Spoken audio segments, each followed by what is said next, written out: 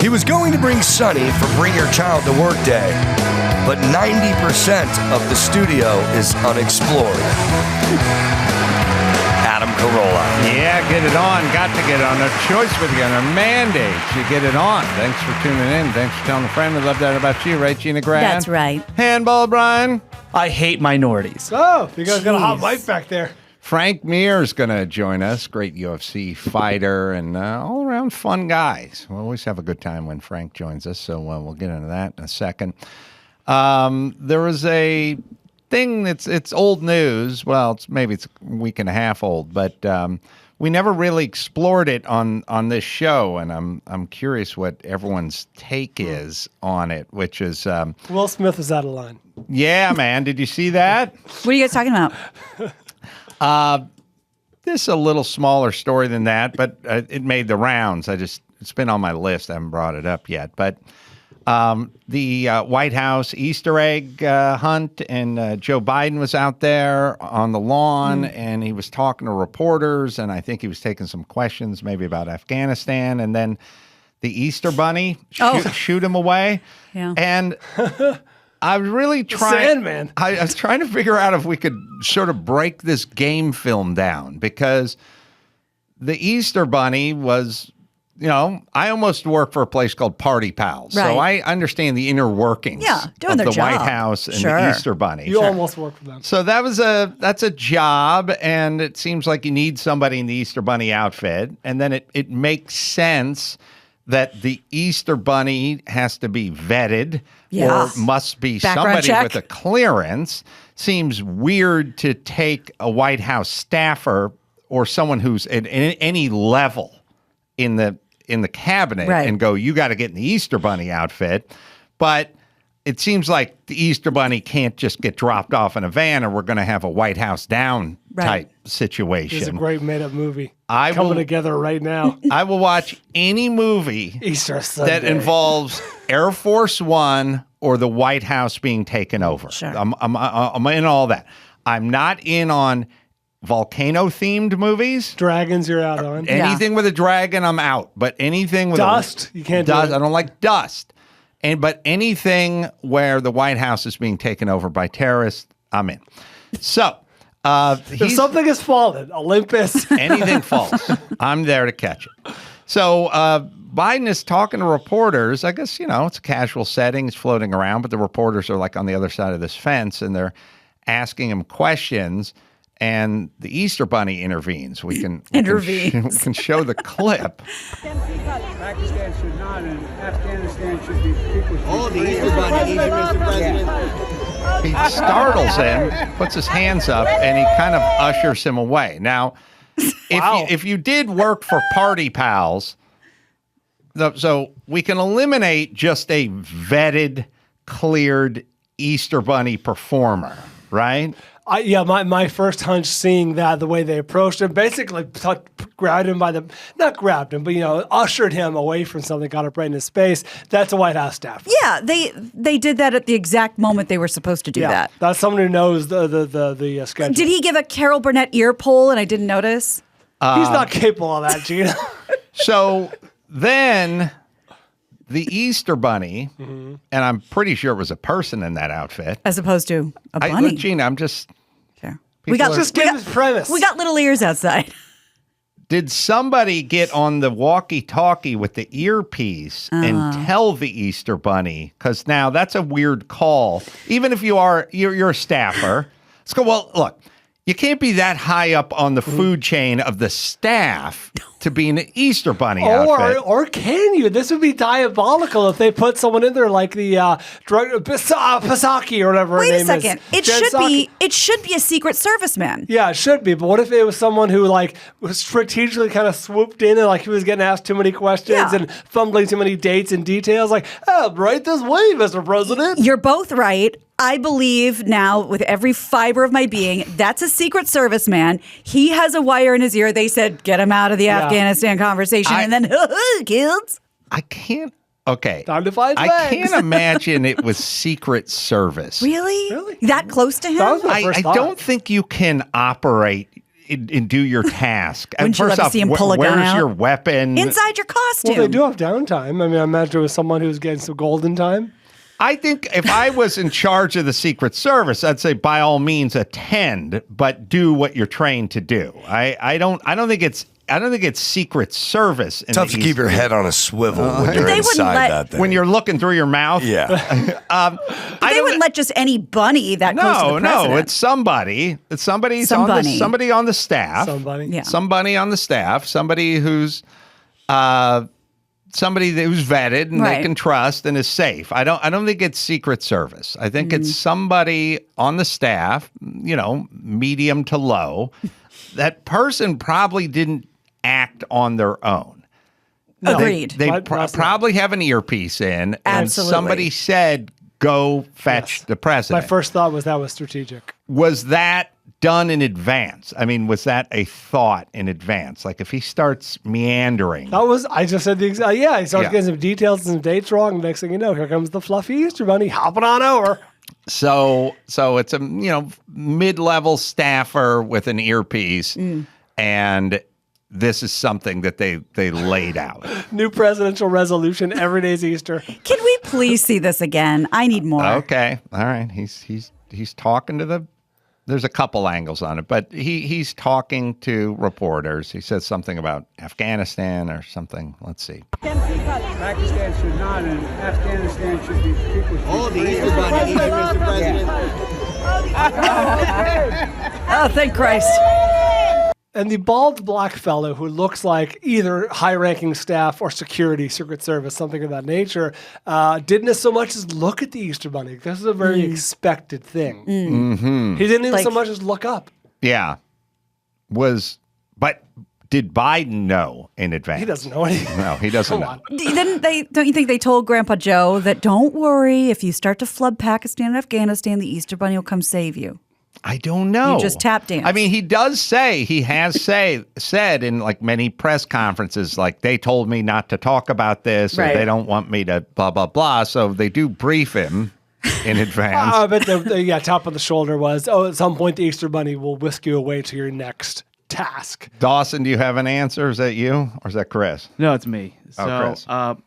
so it's the New York Post reports that White House press official Megan Hayes seemed to Ooh. step forward as the disguised official. There you go. Masked She posted singer. this picture, which was either taken just before or right after that event. Not that So far she- off from my Jen Psaki theory. Now I White really House wish it was a press. Secret Serviceman. She's wearing a giant dress. Yeah, so she is the administration's director of message planning Oh, and is responsible for limiting press access to Biden at public events over the I past love year. it. she did it perfectly. So she had the earpiece. She's in charge of wrangling, and she did it in an Easter Bunny outfit. This would be a Fabulous. good SNL sketch. Like Yes. Biden in various scenario debates. Look. Heads of state. Out comes the Ho, Easter bunny. ho, ho. Any myriad of mascot. That would be funny if he's sitting down with the leader of China. Exactly. Here comes the Easter Bunny. Let me tell you about corn pop. Okay, here he comes. Up the Easter Bunny's I'm here collecting teeth. All right, so at least we got to the bottom of that.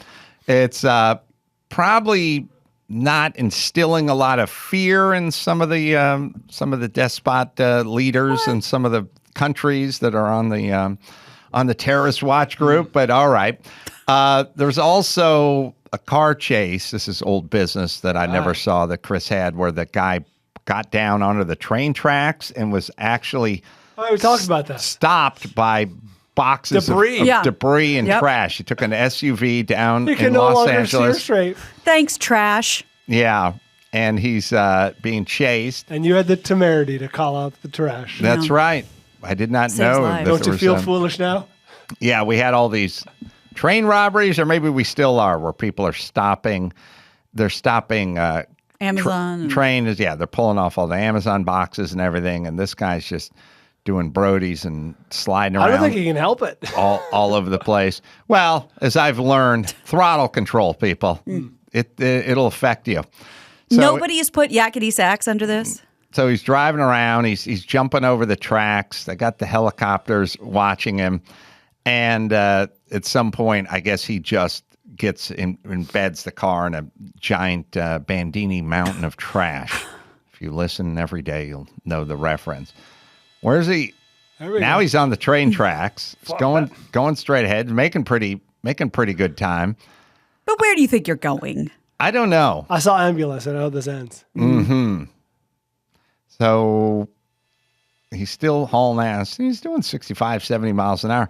I'll tell you one thing you learn from... Picking up any amount of mass. Yeah, now he's plowing into boxes. Oh, doors open. Oh, no. Did his own pit maneuver. Now he's out of the car. He's engulfed in dust. He does... You do learn, like I said, when... if it steers, it clears. The people get into little bumper benders, and then they get out of the car and start exchanging information.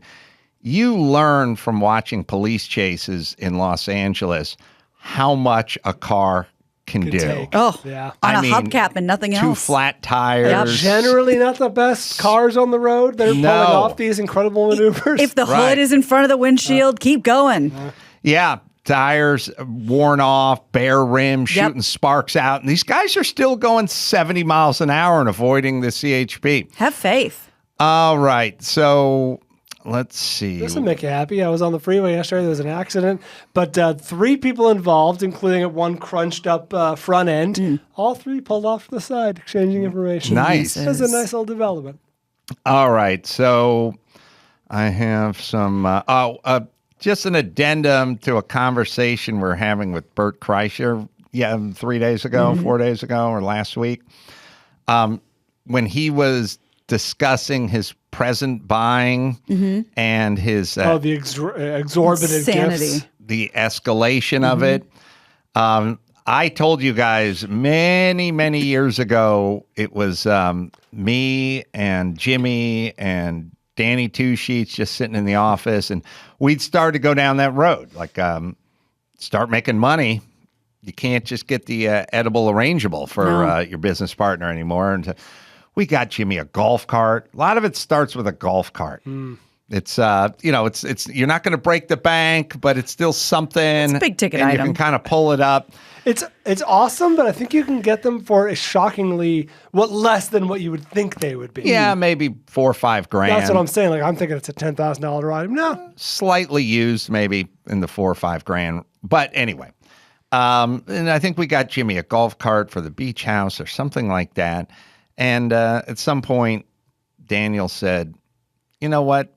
This is getting garish. This is like gauche. It's getting to like ugly American territory here. We just rich guys just trying to one up each other with gifts. So why don't we just reel it in and get ourselves a gift certificate to a steakhouse or something like that?" Okay, cheapskate. And Jimmy went, "Fuck that. We're getting presents." So, Jimmy's a purist. He's the kind of guy that if you bought him a tie clip and you gave it to him for Christmas, 3 weeks later, you'd get a handwritten note on his stationery talking about how much he enjoyed the tie clip with a little like personal note at the bottom, and then his signature on his stationery clearly written by him. Not in Fondelier's handwriting? No, and he must do that times 75 gifts every year. You know that when I was first diagnosed, within days,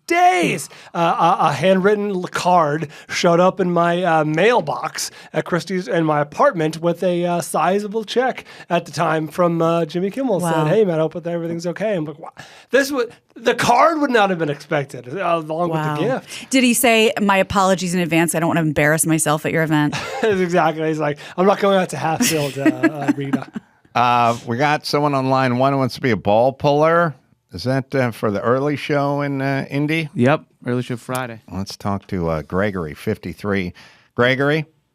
Hey, how's it going? Hi, Guy.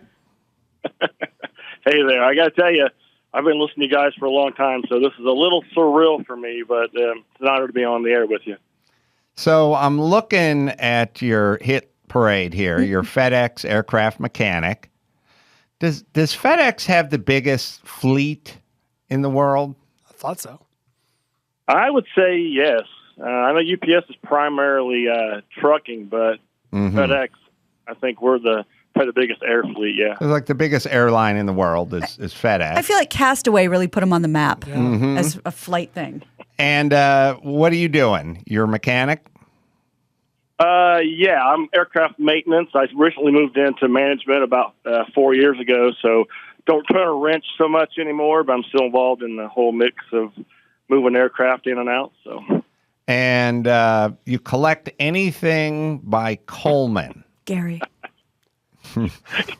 What you talking about? Yeah. What are you talking about, Willis? What exactly are you Yeah, talking like vintage stuff or any shit you can get at Target? So growing up, I as a kid, I camped a lot. I had a Coleman lantern and a Coleman stove, which I still have to this day, and just something drew me to that product. They're just amazing. I have lanterns from the early 1900s that I can still light up. Wow. A bunch of coolers, stoves. So I just love Coleman. That's amazing. Shit's got to be made in China or Vietnam by now, Yeah, right? by now, yeah. Probably now. It was in Wichita, but now it's probably China. Have you guys Wichita, ever? You guys ever tried to fire up one of those lanterns, one of those like gas lanterns? Never. There's some sort of weird sock you put over the top of it. Oh, really? And you're supposed to like turn on the butane and then spark it up. Every time I ever tried it, the sock just burnt down to a nub and nothing happened. Is that just me, Gregory? Gregory? It's called a mantle. I don't know what it's made of. It's some crazy material. So you attach it to the lantern. You actually set it on fire. It kind of turns to like dust, but it doesn't break. Then you light the lantern. So yeah, you actually light it first, let it burn down, and then you light the lantern. It's pretty amazing. How pissed is your wife that you have a garage full of useless camping shit that has no resale value? She's pretty cool about it, actually. Actually, I probably just sold about half of my stuff because I realized if I don't sell it now, my kids will when I die. So I'm getting rid of it slowly but surely. Is this a good sign or a bad sign when the wife is cool with stuff? Because let me give you an example. There are wives that appear to be cool with stuff. Like I get to go out ice fishing every weekend. I'm gone. I leave at 6 a.m. I come home shit-faced at 9 p.m. We're on the lake. You know what I mean? And so we go, oh, the wife that goes along with that's pretty cool. But maybe, look, I've had shitty roommates. You know, when they announced they were going to San Francisco for the week, I was like, yeah, buddy, with my blessing. Yep. I was perfectly cool with that because I didn't like them. I didn't want them in my house. Knock yourself out. So There's obviously the advice or the common wisdom is have a common interest with your spouse.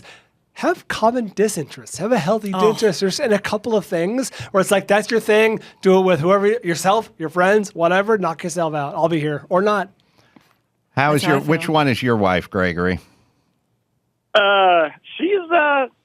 She's pretty cool. She goes along with it. She doesn't have much to say about it. She's not real happy about the room it takes up in the garage, but she's good with it. She's cool. You'll get to hopefully meet her Friday. All right, so you want to do balls for the early show on Friday? Yeah, Friday the 6th at 7:30. That would be outstanding. Just amazing. So that's the live podcast. Correct. All right, you're going to hang around for the stand-up show? I'll hang around for whatever I can. Absolutely. All right. You one of these guys that's good on the phone and then hits the stage, the lights hit your forehead and you freeze up? Because we've had a few of those. We had a couple of drunken deers in the headlights in the past, you know?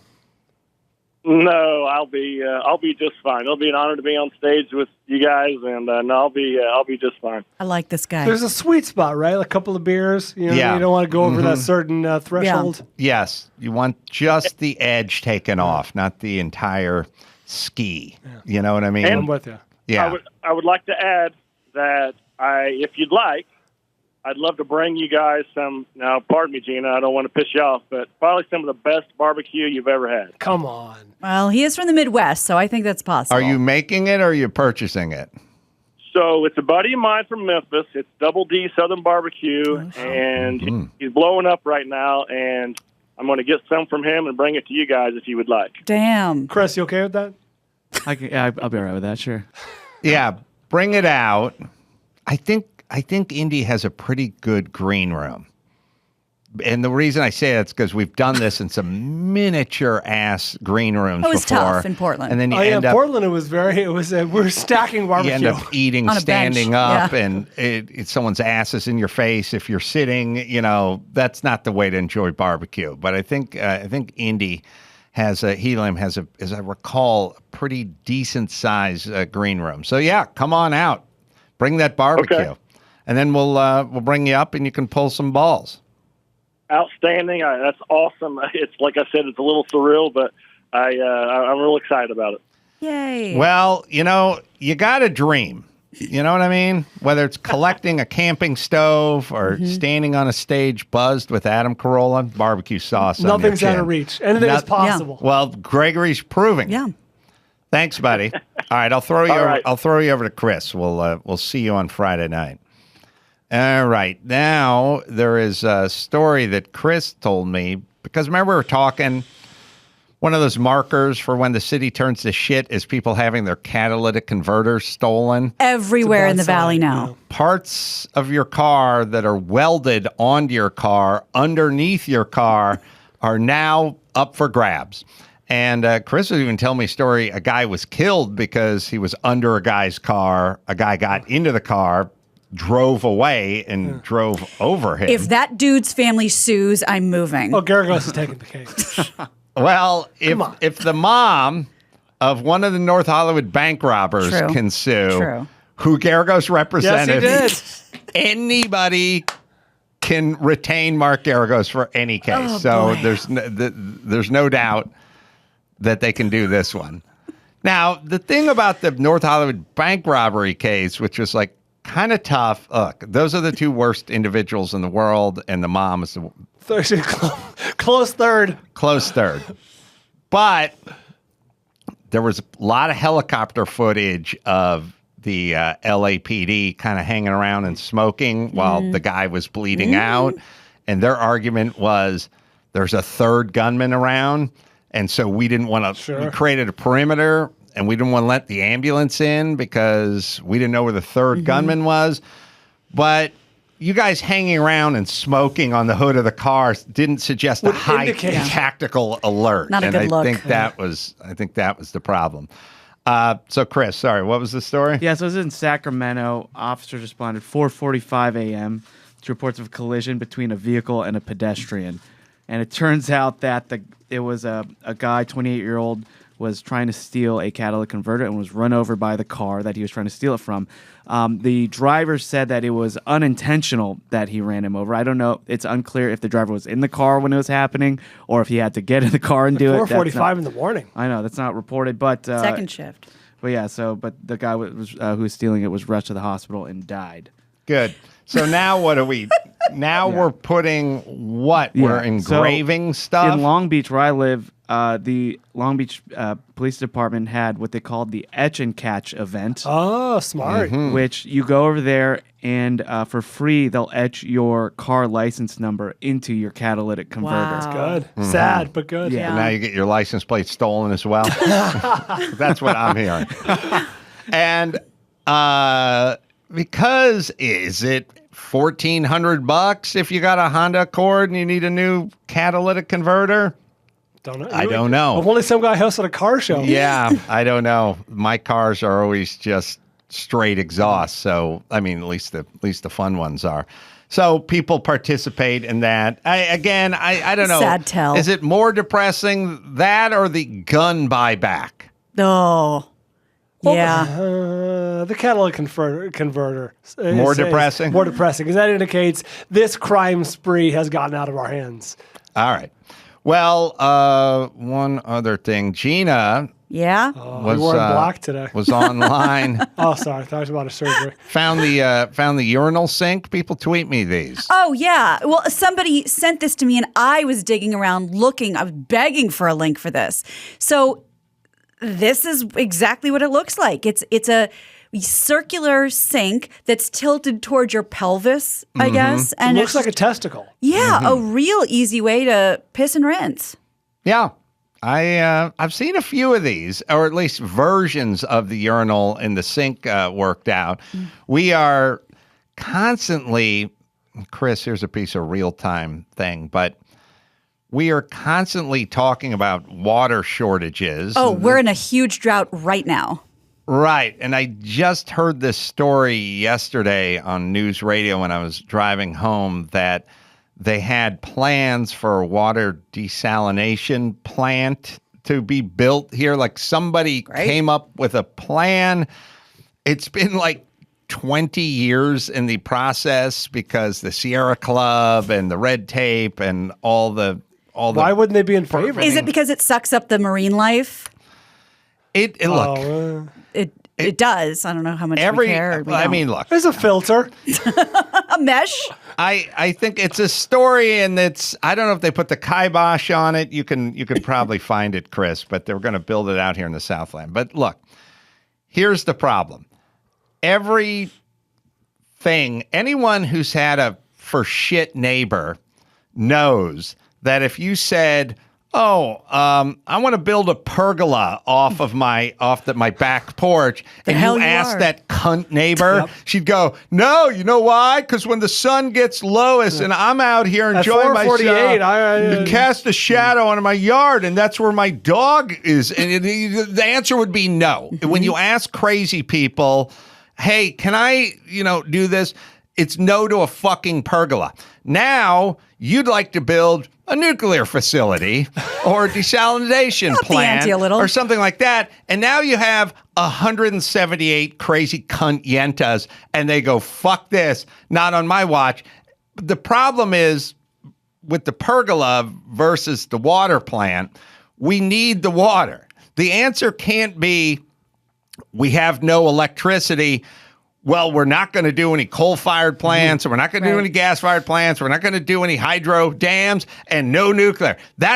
No is not the answer. Something, at some point, there's going to be some species that lives along the coastline that's going to get displaced. Right. And there's going to be some Native American group that has some ancestral land, and that's where the fucking pipeline is going. At a certain point, there's like too many people. We need too much energy, too much water, too much electricity, and we're going to have to make some concessions. The California Coastal Commission scheduled to vote next month on whether to grant a permit to build the plant.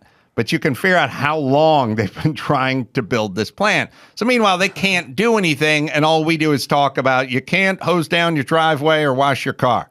Well, you're not allowed to just say no without offering an alternate solution after 2 decades. In L.A. and in California, we're just allowed to say no to everything. That's how it works, and that's why we're where we're at. Progressive. Did you find that article, Chris? It's a really long LA Times article. I'm still skimming it. I think it's been in the works for like 2 decades. But now, so here we are. We're entering the summer. We're below the whatever drought, and now everyone's going to have to whatever. And then if you get an electric vehicle, you're going to have to plug it in, or only during these times of the day. And then we're going to also, if you're going to use that washer and dryer, use it during non-peak times. Let's get the fucking grid worked out, can we? That'd be great.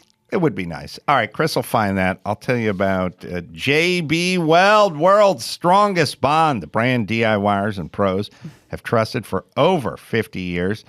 They do epoxies. They do super glues. They do putty sticks. They do all things adhesive for all projects. Any surface, metal, wood, plastics, glass, ceramics, it's all can be mended. Perhaps not a broken heart. Well, they have that. They have that actually. Oh, they do. Yeah, they have JB Weld epoxy. Does it's everything. Too hard epoxy. Too hard epoxy. You keep it in your kitchen drawer, your toolbox. You put it in the craft supply room, the garage. Also, they're the proud owner of Herculiner, the original DIY truck bed liner. So if you're looking for the world's strongest truck bed liner, well, Herculiner, they got you covered. Available at jbweld.com, Home Depot, Lowe's, Walmart, AutoZone, Advanced Auto Parts, O'Reilly, Amazon, Michaels, and more. And it's proudly made in the U.S. of A. Chris. Hey. Did we find out how long they've been trying to get this shit off the ground? I'm not seeing that in the article yet, but Susan Jordan, the executive director of the California Coastal Protection Network, has been fighting this project since 2010. She says that if this plant is approved, it would, quote, set a terrible precedent for the future of California and for water supply alternatives, and it should be only a last resort. It is a last resort. We're kind of there. We're at the last resort. That's the problem. Well, she says this is not about providing water for California. This is about making profit for global investors and nothing more. But do we also get the water? Then it's also about water. Yeah, I know. Everything is like, these gas companies, these oil companies, they just want profit. Yeah, they do. They do. And so does everyone who manufactures dishwashers and refrigerators and automobiles. Yes, they're big companies. The jig is up. Attempting to make money. So Blow the lid off this thing. so is Nike and so is Apple. There you go. And Disney. Yes, they all want to make money. That's good. Let them compete. And then we, as the consumer, will benefit from this competition. Yeah. All right. So she's been at this for 12 years. And we found one that was one project that was nixed, and it was initially started in 2002. So yeah, about 2 decades. So there you go. There it is. Nixed. Started 2000. We can't get a fucking rail line. We can't get a nuclear power plant. We can't get an oil pipeline. Listen, if you live in California, the answer, or we can't take homeless people and put them somewhere. The answer can't just be no. It has to be, what is your fucking plan? There's a whole group of people, the homeless advocates they're not advocates for the homeless. They're just leave them be. Right. It'd be like saying, I'm an advocate for lawns. What do? I'm fucking leave them alone.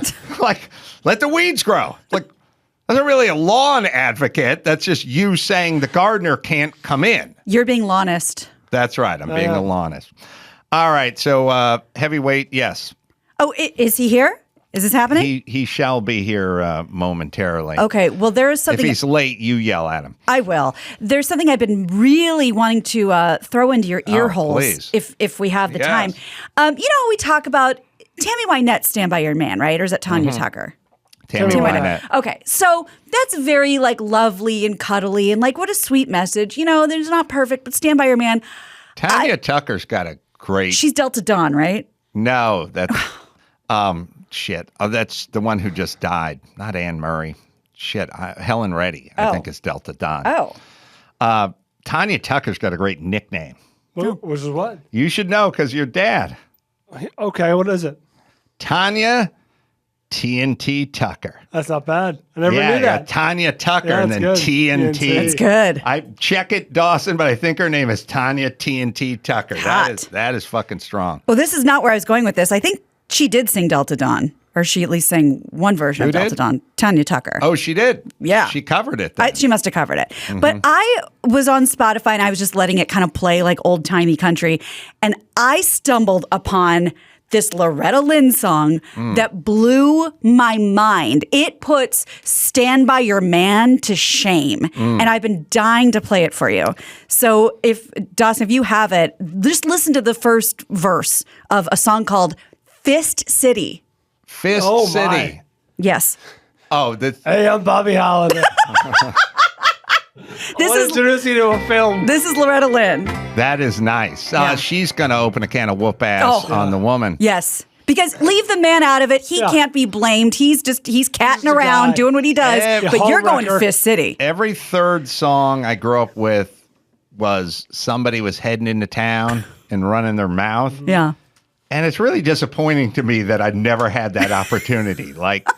I don't know where the town begins and ends. You know, Bruce Springsteen was always meeting people on the edge of town. That's right. I thought I was going to be dropping people off on the edge of town. Yeah. I thought I was Darkness gonna on the edge of town. That's I was gonna right. be meeting people on the edge of town. I thought I'd be going into town and running my mouth. Problem with LA is I don't know where the edge is. I don't know. Too many towns. Riverside. Goes on forever. I don't know where it begins and ends. That's right. Tanya Tucker has an album called TNT, but not seeing that was her nickname. Well, We'll take it I've heard anyway. her called Tanya TNT. Ooh, And sassy. let's be real careful here. It's Tanya. Oh, Tanya. Tanya. Tanya Tucker. Yeah, Don't she's besmirch the woman. standing in front of some high explosive boxes and shaking her tail feather. So, I Am Woman, Helen Reddy. What was the other Tanya cover song? Delta Dawn. Delta Dawn. Helen Reddy first, then Tanya. I feel like Tanya came around a couple years later. Dawson will figure that one out. But It's important. I do think that was her. All right, Frank Mir's running a couple of minutes late. Dawson, all right. Just repeats a lot. Yeah, I've never had this album. No one in my family ever has this album. I've just sat in a car and they just play shit on the radio. Yeah, heavy rotation. Burned into my head in 1974 and I never removed it. Why isn't that your karaoke song? That's a big one. That's like a wave your hands, everybody at the bar with the lighters. You know, people can start singing along because it's very repetitive. I've kind of painted myself into a karaoke corner because if I don't go out there and do Pat Benatar's Hell's for Children, they'll bust that place up. Yeah, they'll set that fucking place on fire. I get it. You know what I mean? Yeah. We have Frank Mir who's going to be showing up in a second. I said, didn't Frank Mir have a pretty devastating knockout of Antonio Nogueira in 2008? And Chris said, yeah, this is Frank. So we watch Frank do a quick little bit of fighting before we bring him in here. I think he's done. He's not done until Frank says he's done. I don't know, Frank. Is Frank fully retired or is he still looking at getting in the octagon? Well, I think he did a boxing match in November for the like the Triller Triad thing. That's the last I'm seeing of it, but we could certainly ask him. I mean, he's definitely still in great shape. Well, we'll bring Frank Mir in, and we'll try not to make fun of his boots. You remember. Because he's wearing those, like, purple ostrich skin boots last time I was in here. And that's right. We got into it, and it was uncomfortable for me. Yeah. We'll take a quick break. We'll come back with Frank right after this. It's time to check Adam's voicemail. Hey, man, get it on. I was a chubby lad. My last name's Costa, and all the kids used to say, Adam Costa eats his pasta. You can leave us a message at 888-634-1744. Well, the inspirational Frank Mir is going to join us soon. Here's what I say inspirational. Lost his first 9 wrestling matches during his junior year of high school. Perseverance. Senior year, went 44-1 and won the state championship. Damn. That's a comeback, kids. I got to tell you, if there's anything I would trying to think, if you're hiring somebody, wrestling, like high-level wrestling background is what you want. Say high-level wrestling background, ran a food truck for 6 years. That's a person who takes care of business. And then there's Gets up early. various military, anytime you're dealing with the Green Berets or the SEALs or anything, that's hiring material. And also, of course, summer community theater. Right. Right. Of course. That goes without saying. Right. I'll show you a picture of the house. I've been telling you guys, we'll file this under interesting to nobody but me, but sometimes That's the name of this podcast. I can Gina, please. I can like Gina, you know how you love too much? I do. I can be interested too much. I've been walking down PCH looking at this $65 million home on Broad Beach and watching the big steel construction of this place. And if you zoom in, I think I know what this is. you will see. Is this just south of Nobu? Yes. Yes, I know what this is. Giant 24-foot high concrete, 1 foot thick steel reinforced concrete barrier. I thought it was That's condo. literally just the barrier. I That's thought it not. was condos. And they constructed separate from the steel superstructure of the building all the way down to the ground, all the way up 3 stories. There's another shot where I kind of turned the corner, but the point is they built this massive bomb shelter in front of this $70 million PCH beach house. The ocean is on the other side of that. That is Yes. not It opens up to sand. The front side faces, and I've gone by on the sea kayak on the back side of it and seen the steel superstructure. This is independent of that. It's yards and yards and yards of concrete and a giant edifice. It looks like the Kennedy Monument in Right. Texas. Yes. Like just a giant concrete wall. is it just there for sound deadening? What else could it be? It has to be, right? Or it's not functional. I mean, in terms of building. It's not even attached to the building. That or if the pores end up rioting. I don't know. Now, obviously, it's the block sound is the coming part from of the town highway. where, like, the residents get their way. Like, I don't want to look at this ugly thing or hear this ugly noise. Or we've decided this is a private beach. Yeah. So, well, it is under the Coastal Commission, which just got the water desalinization plant taken down. So you do have to pull those permits. I don't now. So here's the question. You have a giant 24-foot high, 110-foot long, turns each corner, slab of 1 foot concrete for the front of your house. Now, obviously, there's a couple of openings where you'd put some like triple glazed glass, some like soundproof glass. There's obviously a front door somewhere. What do? Do they put on those bathroom shower door stickers with the flowers on it? Like, you can't just have a slab of concrete in front of your $70 million house. It's not cute. They're going to put some applique on there. They're going to put some wood on it. Like, what are they going to do? Okay, well, so maybe I'm being extremely naive, but I thought that had nothing to do with the final structure. That was erected to soundproof the construction. It is, but it's still the front of your house can't look like I agree. a floor to the sky slab of concrete. Brian, you're saying you think they're going to take it down? down. Take it down once construction is done. Is that part of the structure? No. Why? Is there a roof facade on there? What's no. Why would they take it down? I thought it was part of literally to deaden the construction sound. It was temporary. Oh, no, like scaffolding. no. Brian. No. Well, I can't tell if that's like attached to like the structure. No, it's not. It's floating. It's a barrier. It's trying not to have the sound come in. And first off, if that was there just to keep the construction sound down, it wouldn't really, because they're up high and stuff. But it would be a $4 million courtesy thing. They'll hang some mesh or some shit like that to keep the dust down. We're talking about a $65-70 million house. You just said. Nobody would. That thing's got. It's a steel reinforced. I'm explaining everything. It is a concrete reinforced 25-foot, 1 foot thick wall. It's like saying I'm going to build a freeway overpass in front of my house. So it's to stop sound from coming in. Okay. And by the way, if you want to demo that, you better get the guys who do casinos in Vegas, because you're not getting that thing down with a chipping hammer. Well, it's not cute. No, they're gonna have to prison. graft something onto Maybe a mural, it, or some shiplap, sperm whale. Yes, exactly. Well, it's funny because the building next door, I know where this is. The building just north of that is festooned in ivy, or what I assume is an ivy. It's a giant shrub. They have a giant shrub. The point is you buy yourself a $70 million house, and all day, Saturday and Sunday, all you hear is assholes go by in Harleys. It's all your PCH is Harleys. It's now muscle mini cars, bikes. It's muscle cars. It's supercars.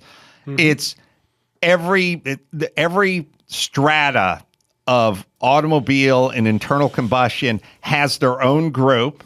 They all hearkened their arrival with the fucking sound, and not to mention, PCH has more cop cars and or mostly ambulances and fire trucks going up and down all fucking day. There's accidents all day, and they hit those rollers and they fire up the sirens, and it's just literally nonstop. It's either the only thing that drowns out the sirens is the open exhaust on the Harleys that are going the other direction. So it's nothing but sound pollution.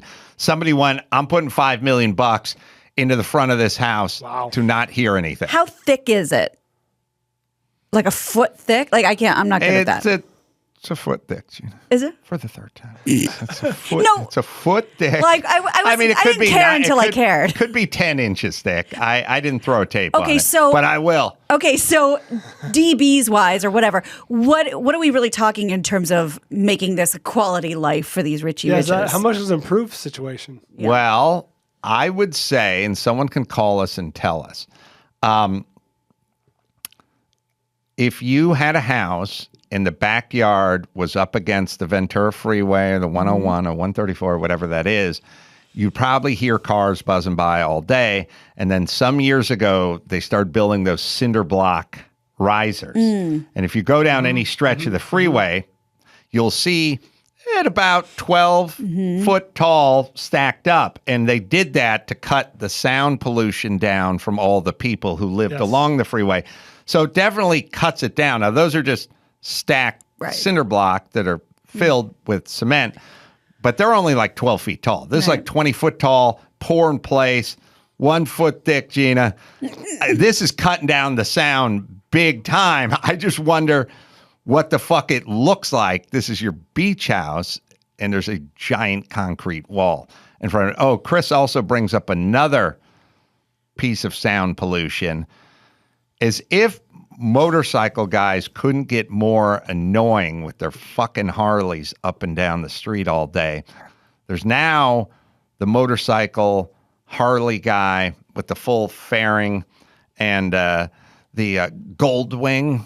Yes, Gina knows. Goldwing. And all that. Now these motherfuckers have speakers. Oh. And they're cranking up the fucking tunes. I don't get that. And it's not captured inside your car. These guys, the guys who crank up the tunes and have their windows down are big enough douchebags, but there ain't no windows or roof on a Harley. And you can hear these motherfuckers just going down the street with the speakers fucking cranked Brothers. up now. Yes. They're projecting. It's a PA system at that point. Yes, it is a mobile PA system at that point. So You'll keep us posted. Dawson's fired up. Yeah, it's pretty aggressive.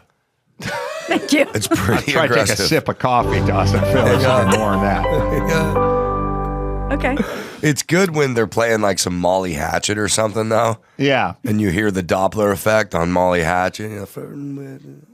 Yeah, all right. That guy's living a good life. But at least it only bothers you for 3 seconds. you're pretty fired up about this. 3 seconds of flirting with disaster. Dawson's fucking nose is out of joint. 3 times, fool. You know the best part about that Molly Hatchet song, Dawson? What's that? The whistle. Let's get there. When he whistles. You guys all know that part? I'm probably going to hear it.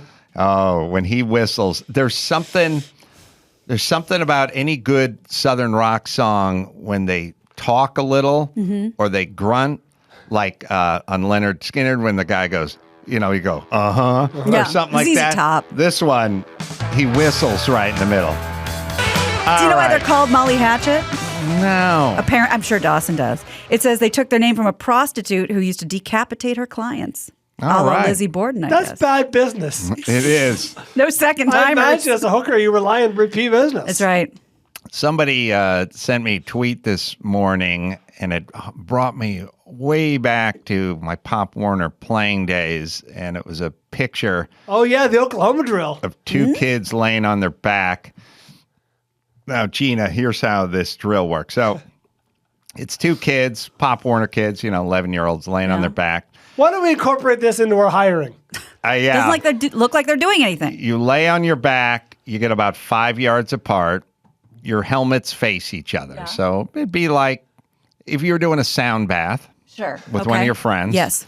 And they said, lay on your back over here, Gina. A yoga mat apart. Probably 2 yoga mats apart. An Adobe blanket apart. Adobe blanket apart. And then your other friend laid down. So you made a straight line and your heads were closest to each Got other. it. And you just laid there. And then they gave one of you a scented candle to hold. Okay, great. That sounds great. And Oversized. an oversized scented candle. Okay. And then they said, when I hit this chime, this Chinese chime, when I hit the bowl, Yeah, the crystal quartz singing when I hit bowl. the crystal quartz, what is Crystal it? quartz singing bowl. When I hit that bowl with Yeah. this wooden spoon, you both scramble to your feet as fast as you possibly can and crash into each other trying to kill each other.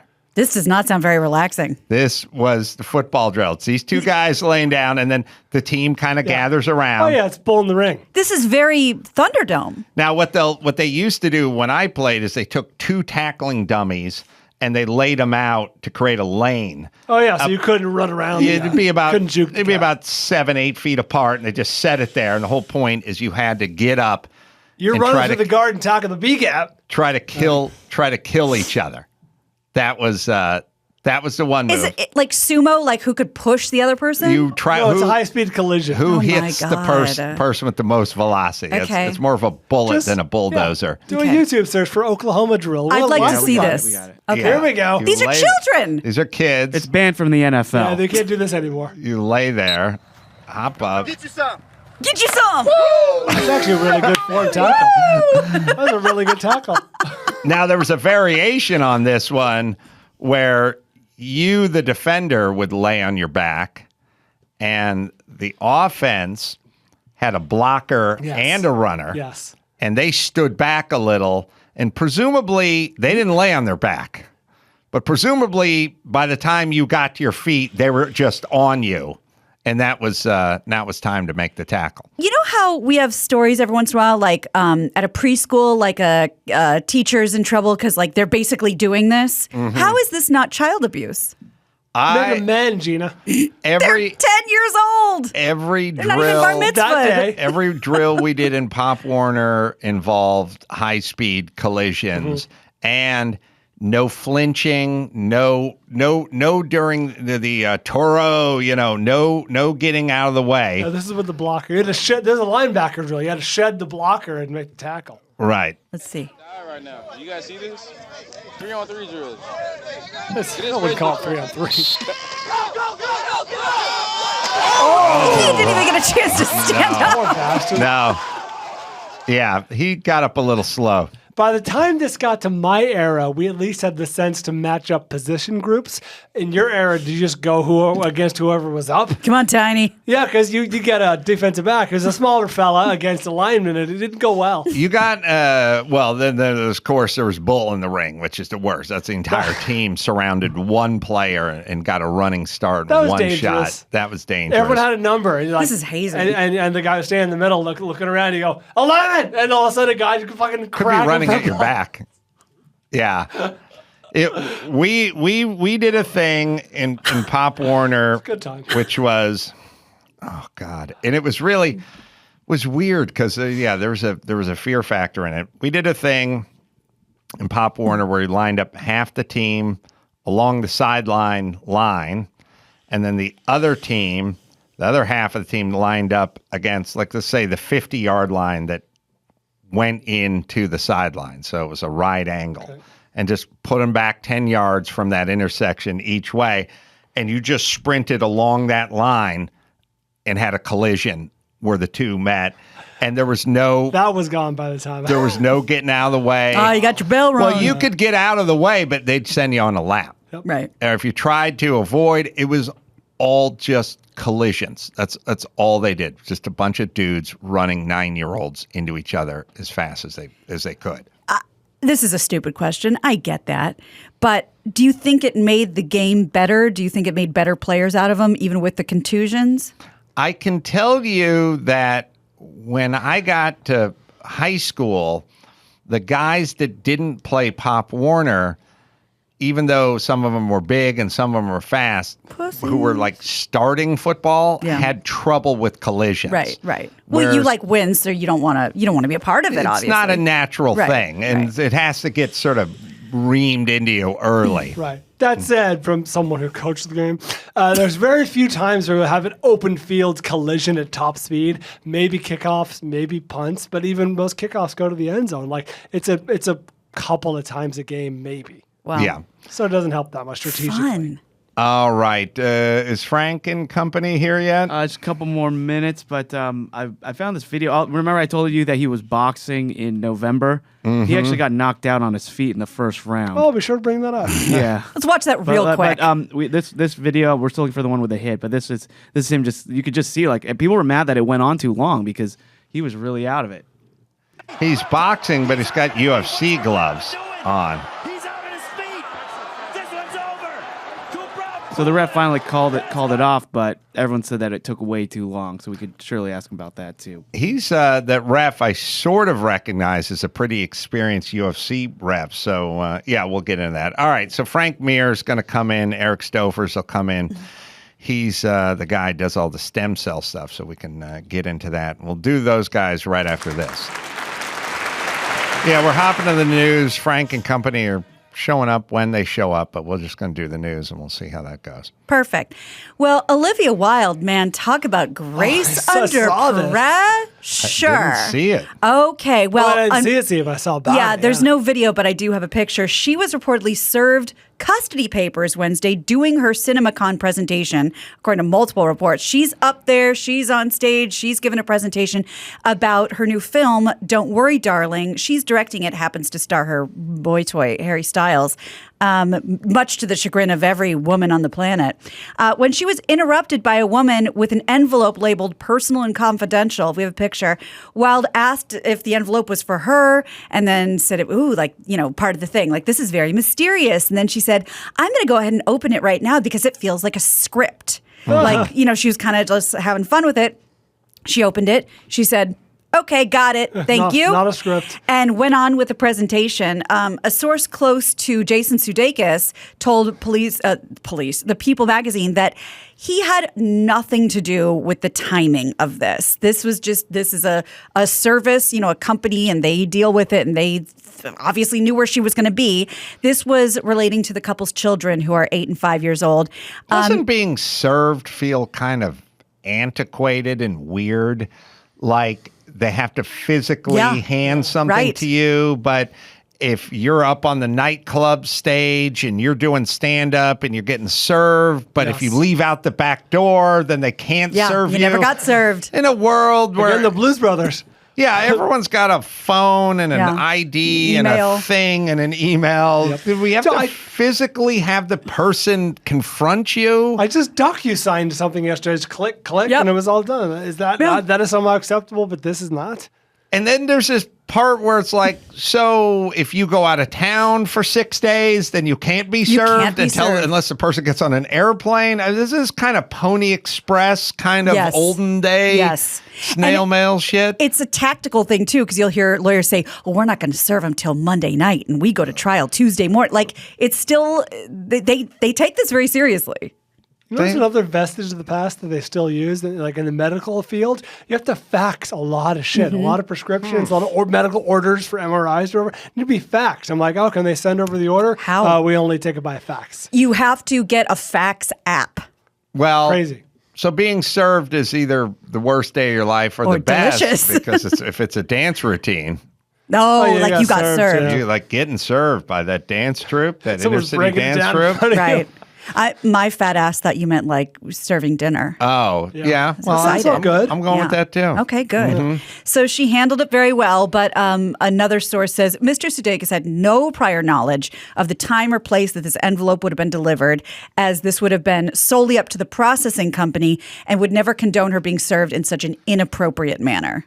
But also, is there any security at the event? Like you can just walk in and walk out on stage? There was a woman in the front row.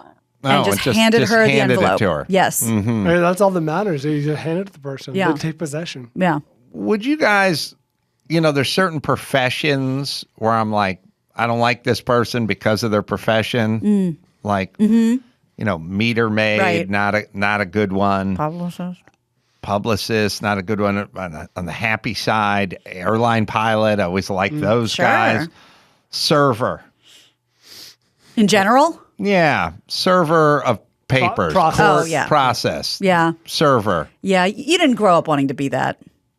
Yeah, and I don't think I want to hang with that person. If you're a normal person, that should be uncomfortable. Yes, 100%. There's an okay movie you guys may be familiar with called Pineapple Express, where Seth Rogen plays a process server, but that's only the first 10 minutes of the movie. That was more interesting than the rest of the movie. I'm like, I kind of wish this movie's about a process server. That was fascinating. I could never repossess cars. No, God, no.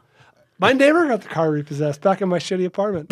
My neighbor got their car repossessed. That's another next one. to my house yesterday? recently. That's another one of those kind of antiquated, show up at 4 a.m. Yes. They put the car on like wheels, on like little rollers. Dollies, Cars yeah. have wheels already. You Yep. know what I mean? Yeah, you could have a sideways type situation where some nude dude Yes. comes running out the house screaming at, like, you could get shot. Like, Yes, this guy's not easily. sure what you're doing. It's 4 a.m. Like, same with the serving of the Yes. papers. It just seems like it's 2022. If you owe the bank on the car or you're getting sued, we should just be able to take care of that. You would think they probably reached out. Yeah. Yeah, I'm sure they tried when the car was being repossessed. Ugh. Bounty hunter. I could never be about. I would, because you know what? You'd be a good bounty hunter. Unless the You're cops. athletic. No, because I can think like a criminal. Well, that would make me good, but I'm a soft touch. Yeah. True. And what would happen is You get them in your possession, handcuff yourself to them, and then the water works. Right. So if the cop showed up within 3 to 7 minutes, I could probably wait it out. Yeah. If I started to hear some story about this guy's dad being an alcoholic and he was in juvie when he was 13. And you had to midnight run Yeah, it. if it's a midnight run all he wants to situation do with is the Duke. he just Yeah. wants to say bye to his son. That'd be there. Go ahead. Yeah. I couldn't do it. Well, at least Dog always gives him a cigarette. That's his move. It kind of wipes his guilt away. Should Dog be handling lighters with that hair? You know what I mean? I feel Yeah. he could go up like a Roman fucking candle. Between the hair and the bear spray, he Yeah. should not be handling lighters. One spark. Yeah. Wow. Follow-up question, is Dog alive? Yes. Yes. His wife died. His wife Yes. died. Okay, sorry. That's How right. dare you, Bryan? I have to run home because, I'm doing the hyperbaric chamber today. I have to run home, take all my makeup off, find 100% cotton clothing so I don't go up like a Roman candle in that tube because oxygen's an accelerant for fire. You have to take the makeup off, huh? And the eyelashes. You don't want to look your best in the chamber? Trust me, I struggled with this. I have no leave-in conditioner. I haven't worn my hair down in how long? Obviously, neither. no You extensions. sound like me. All the makeup's coming off, and I'm in like pajama shorts and a t-shirt and a sports bra. And we're not You better be exactly at careful 'cause sports those bra. Pajama size shorts right have now. elastic, right? You need cotton. Well, it said 100% cotton. Okay, if it says that that's usually those are. fuck. Yeah, they don't waistband. like. I remember when I was getting my hand surgery 20 years ago, 20 plus years ago, wrist surgery. One of the big bones of contention was they wanted my underpants. Yeah, I just had big- this conversation. My underpants? Yes, I do know there are people in my life who answer questions that way. I just want you to know that. That's a lot of, if you're talking to Drew's wife, you will have that conversation. You want my underpants? Yes, your underpants, Susan. So I was told that I was going to be strapped down with my hands out like I was on a crucifix. Sure. Wow. And they put a board across Carpenter? you. Yeah, and they lay crucifix? you down and they strap you down. They don't want your arm falling off the thing when they're operating on you. Passion of the Corolla. And they give you they're going to give you the gown. Yeah. The gown that ties in back. Yeah. In a world of bounty servers and car repossessors, the hospital gown with the flimsy. Can I get a sash that goes all the way around, or is that too buddy, expensive? you got to double it. You got to one forward, one backwards. You got the high. That's allowed? Fuck yeah, that's a life hack for everyone. One forward, one backward, total coverage. Nothing that has the tie or the string built into it, sewn into it, works effectively. No. It's lacking. And you're supposed to tie it behind you. Yes. And I will have a huge cast on my hand. And I'm drugged up, and there's no way I'm able to do this without my ass hanging Oh, no, out. you're flapping in the breeze. It's impossible. So I was laying there, and they're like, you got to remove your underpants. And I was like, we couldn't be further away from my junk with my hand out on this thing. It is 5 feet from my junk. You're not going You're not around going that. to contaminate anything. And they're like, no, we're going to need the underpants. And I said, why? And they said, yeah, it's got elastic or something in it, and it could catch on fire. That really You see? is why. Yeah. Oh, and then I fuck. said what I always say, which is, give me the waiver, I'll sign it. I'm willing to take the chance that my nutsack isn't going to spontaneously combust while you're fucking operating on my wrist. And they're like, those are the rules. And sure enough, I got up all groggy, hand in a big cast, ass just flapping in the wind. could barely. By the way, tying that shit behind you when you're half drugged is enough. It's awesome. With the hand in the cast, Oh, buddy, physically that's the impossible. Olympics. Could they not take them off for you, or would that be some sort of a hate crime? No, you can't do that. The underpants? Yeah. Oh no, you gotta take the underpants off before the surgery. That's You can't go to the OR with the pants. no, they're not taking them. Yeah, you Just shimmy down. leave the pants in the dressing room. You've got a 20th anniversary hand surgery coming up. I'm telling you, buddy, one forward, one backwards.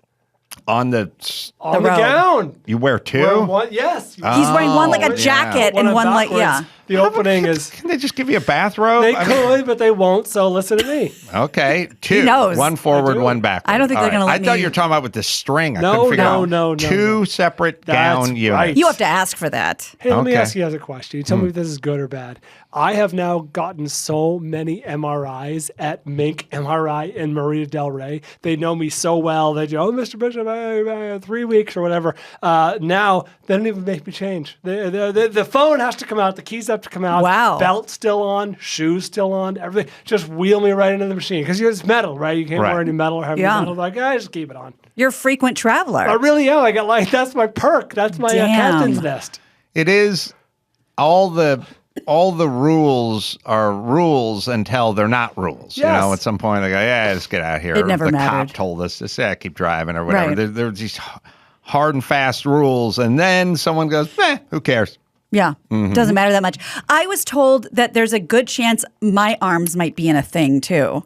Because they kind of like sit you up to make sure it's sized right. They don't- fall in the same place. Oh, okay. for symmetry purposes. Yeah. Mm-hmm. Where are you getting your procedure for anyone who might want to call it a bomb threat? What's wrong with you? Jesus Christ. Frank Mir and Eric are here now, so let's keep going. God. Okay, let's move on. Well, there is a sex worker in Nevada who tells TMZ Sports that she is so grateful for the uptick in business lately. She wants to give back a little bit. And she is going to give the #1 overall NFL draft pick, a free sex romp. All right. Her name is Roxanne Price. She's 27. She's a licensed sex worker. I think we have a pic.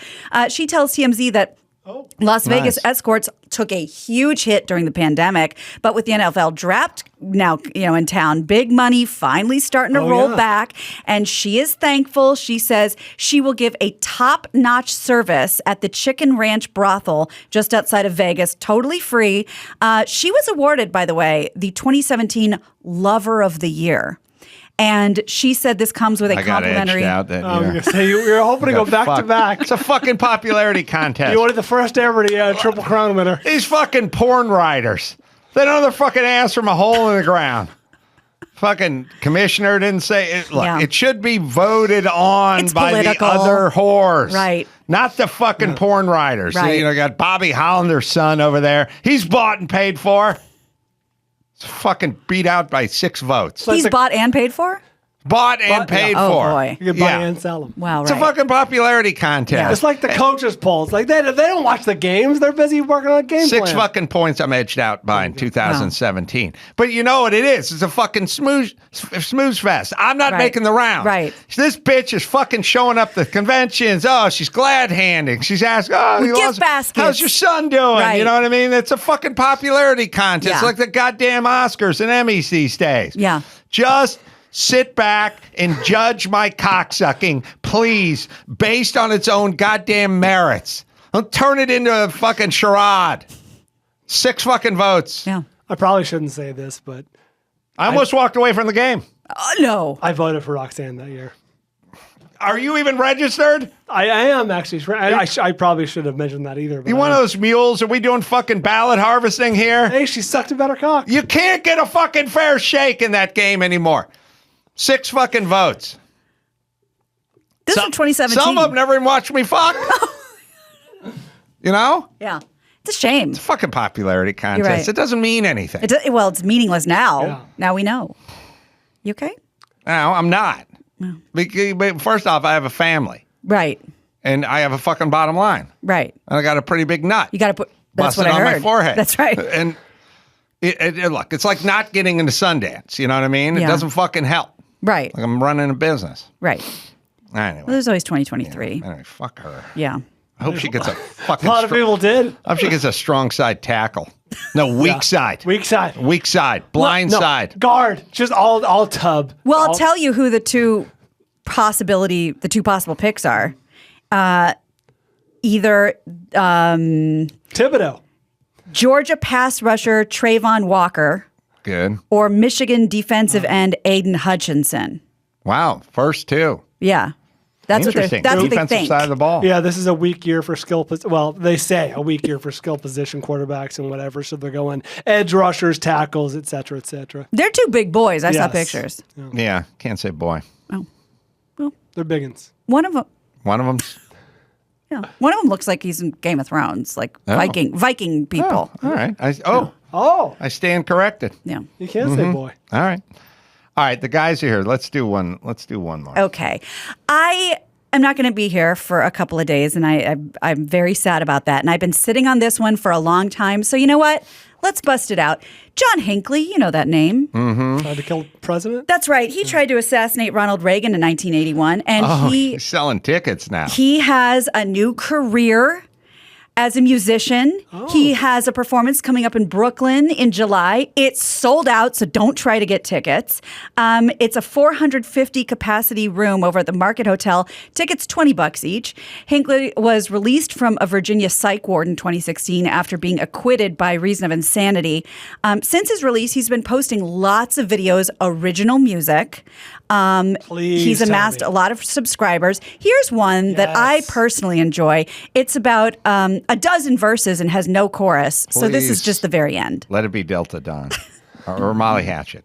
You're in my dreams most every night. Hey, Chris. You're still looking fine. Sold the place out. I know. It's really Fucking, you can argue with his sound, but you can't argue with fannies and seats. That's true. Yeah, the results are there.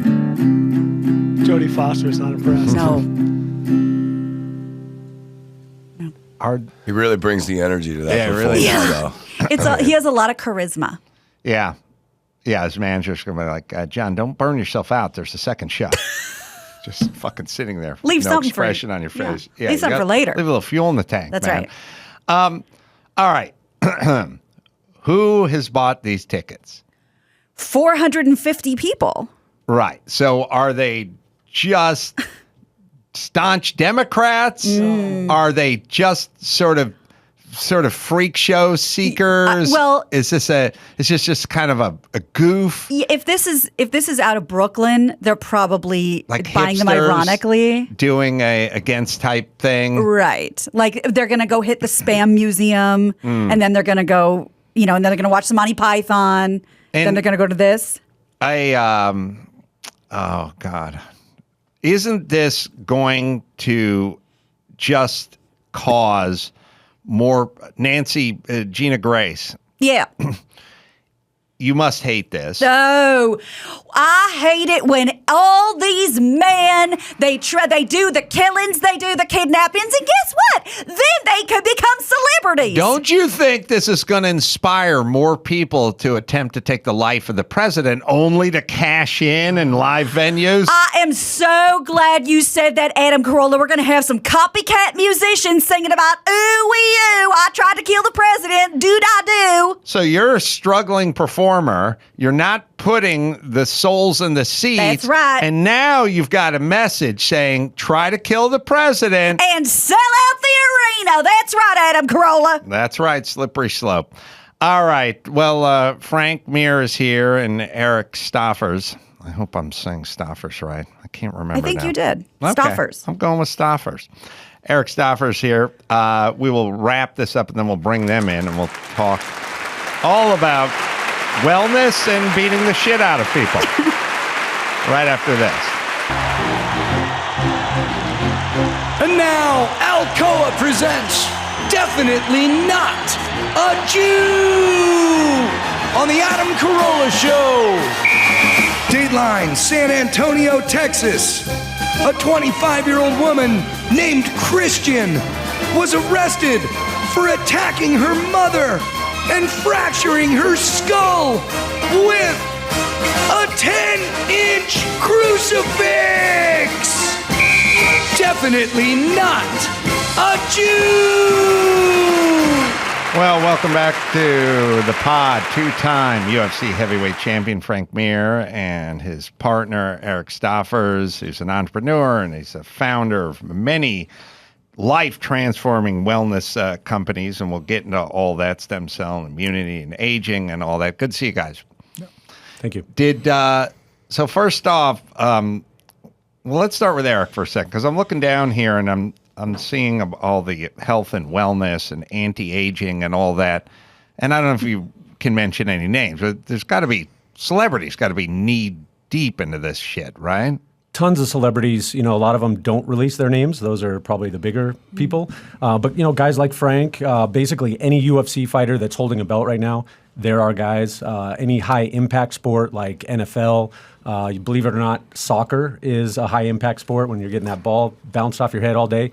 So lots of concussions there. So many, many, many athletes. But the A-list celebrities are usually pretty tight-lipped about it. But I mean, like when you see Sylvester Stallone in person, he's 73 now. He's closer on the other end. I think he's on the downhill of the 70s. He might be getting more towards 80.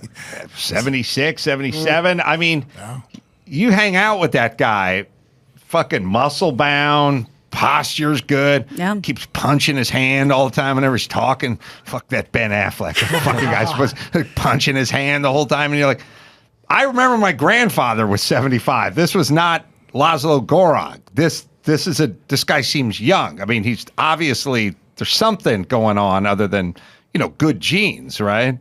For sure, yeah. Those guys all find the fountain of youth, and, stem cells is a component of that. By the way, full disclosure, Sylvester, I didn't give him your name. He just made that up. Yes, Sly, I made that up. Well, it's a fucking compliment. Yeah, it is. But, or Tom Cruise or guys like this, I mean, they're like doing their own stunts. They're getting there, 60 years old now, fucking jumping out of helicopters and stuff. Grandpas look different now than they used to look when I was younger, man. Yeah. Grandpas and grandmas. They smell different now. Old people used to have a smell. I thought back when I was younger, when my grandmother, I did the math in my head, I'm like, oh, she had the rollers in her hair, she's pushing 50. My wife is that age right now. And definitely I'm like, wow, there is no comparison how the two look. You know what I mean? Like grandmas nowadays can go and do Playboy shoots and I'd buy the magazine. Back when I was a kid, man, grandma wasn't on a lingerie magazine. There's no way. Oh, it's like she had some ribbon candy in a bowl. The sweater had a weird mothball-y. I don't know why. Mothballs were a big time part of my youth, and everyone had a sweater. It was just house coat. Yeah, of lipstick course, on the teeth. Yep. Laws didn't want to eat your sweater because you covered them with poison. Right. I'd say there's a trade-off though there that's not positive. Frank, you had a boxing match, but you're wearing UFC gloves. We're watching a clip of you getting dazed and confused. Yeah, actually, that was my last fight. I had a full-blown boxing match back in April before where I wore boxing gloves against a professional boxer. And then they sprung this one up on me with a couple weeks' notice. Hey, would you do a boxing match with MMA gloves on? And actually, sadly to say, I was actually scheduled to go see Eric down in Colombia because my neck, I had real bad neck injury. And I had to call up Eric and say, hey, look, I can either go make close to $1 million or I can go ahead and go get my neck fixed. And sadly to say, I chose the money, and I wish I hadn't because now I had to fuse my neck because I actually fractured it during the fight. So, did you get... You didn't get knocked down, but you got like a standing... basically before the fight because of my my neck, stenosis of the neck, my vertebrae were fused naturally just from lack of cartilage between 4, 5, and 6. So I lost the use of my right arm probably about 2 weeks before the fight. And so I went in there. I was like, I'll just fight right-handed. I'll fight left side forward, and I'll make this work. With one arm. Yeah. So, I didn't fight as a southpaw, if you noticed, because I didn't have a right arm. So I was like, well, if I don't come out jabby, that's going to look weird. So I didn't take into account that the defense was going to really be off with any left hooks. I was like, and so that was a problem. But so I did the fight immediately afterwards. Skipped out on stem cell, which I wish I would have done, because a week later I had to have my neck fused, because during the fight it fractured at C6 because of the bone-on-bone compression. And so that was one thing that I was proud of myself at, is that I'm like, I'm not going to go down. No matter what, how bad a beating I take, I'm not going to take a knee. I'm not going to get counted out. So the referee stopped the fight anyways, which rightfully so, because of the shots I was taking. But I guess just, my kids are watching. I'm not going to take a knee. Yeah. Although I think your kids would prefer you take a knee. They probably would have, but that's Daddy's just, being held up by the ropes. you've hung out with your share of fighters, I'm sure, and you fought yourself a little bit. There's just there's a little bit different that makes us tick. We got pride. Well, is your daughter fighting still? She is. She's fought 2 times already professionally, but now she won nationals and she's a national runner-up in wrestling, 4-time state champion. So she just got accepted to go to Iowa, the University of Iowa. She's going to be part of the first Iowa wrestling team for women. So this first year they'll all redshirt, and then next year they'll actually go out there and compete. So my daughter's part of history, and so I told her, hey, if you really enjoy wrestling, and MMA can be put on the back burner. Look, at my age, I'm still fighting and taking fights here and there. I can't go for the Olympics. You know what I mean? For wrestling, you know what I mean? That window's passed. Yeah. So go ahead and let's pursue this wrestling collegiately. I like the idea of going to college. Hey, look. I think college is a little bit of a scam. It takes people's money. It doesn't really give them anything worth. I'm much bigger argument for trade school. But if you're 18 to 22, hanging out with a bunch of other 18 to 22-year-olds while you're moving forward in life, I think it's a good idea. I don't know what she wants to do, but having a degree in something or having that exposure is not a bad idea. While she's wrestling for the Olympics, that's not going to be a bad thing for her MMA career. What happens when some dude who identifies as a chick decides he's going to join the team? Then I'm going to identify as a 20-year-old female collegiate athlete and go kick the shit out of the dude. And I'll get to him first. Yeah, that to me is ridiculous. I can't believe that's even an argument. I actually wrote an op-ed for that for the USA Today, where I'm like, guys, there's no way. This has to be someone, and this is kind of like a false flag, right? Like somebody on the extreme conservative religious side is pushing this agenda because it's so silly. Nobody who's really a liberal can think that biologically we can't tell the difference between men and women, and there's no differences. I mean, our military has different, expectations for performances. I mean, if right now we all 100 years from now dig each other's bodies up, there's no way they can't tell that I was a male, you're a female, that you're a male. Like there's just genetic differences. You probably still have a boner. Stem cells are a good thing, right? Stem cells. But that being said, yeah, you're right. That is something that's dear to my heart. Good thing, and that's one thing I really like about the state of Iowa is actually taking a stand on that, saying that no, we will not allow people who now identify as a female be able to compete in sports. Well, there's been some precedent in combat sports. There was a couple of UFC fighters. Fallon Fox was a male that converted over to female. It seems it's one thing to beat the chick in the lane next to you in the swimming pool by 8 seconds. It's another thing to fucking cave their face in with your fist, right? I mean, that's the part that, again, that I don't understand where the women's rights groups are. Why are we so afraid of being outed? That's the cancel culture that I won't adhere to, that people are afraid of so much. It's like, hey, this is not right. We should speak out on it. And I realize that some people don't have a horse in the race, and I do. I have a daughter who competes collegiately, who is going to be competing collegiately and fighting. And I say that's ridiculous. I think there's a ridiculous, and I don't think that I should be criticized for thinking this is ridiculous. Because look, well, until the last 2 years, I considered myself a centrist, and now the left has pushed me so far right that I'm not anywhere near. Ted Nugent's telling you to slow your roll. Yeah, hey, look, I'm in Mar-a-Lago taking pictures with Trump now. I hope that he runs the next 2 years, and we can get some of this madness to go away. Well, if he runs, the madness may go away in terms of policies, but it ain't going to go away in terms of society. No. I think the society is going to go completely insane. Now, it'll be good for the border, but it's not going to be good for the reporter. True, but I think that a lot of things I think that very few people could argue the fact that if Trump had won in 2024 or 2020, that we wouldn't be, the Ukrainians would not be in the situation they're in right now. I can point out some of our fiscal policies as far as even just our energy. UFC guys, your fiscal policies. Hey, look, if we were using our own oil, we wouldn't be in half the problems right now. The gas pump we're having right now. It'd be nice. It would be much better. So I was also reading here. I guess I didn't talk to you about this last time, that you were a bouncer over at Spearmint Rhino back in the day. For about 10 years. 10 years. Yeah. Do tell. It's a good run. Yeah, I have some interesting stories. I'll probably get in trouble if I ever told on it.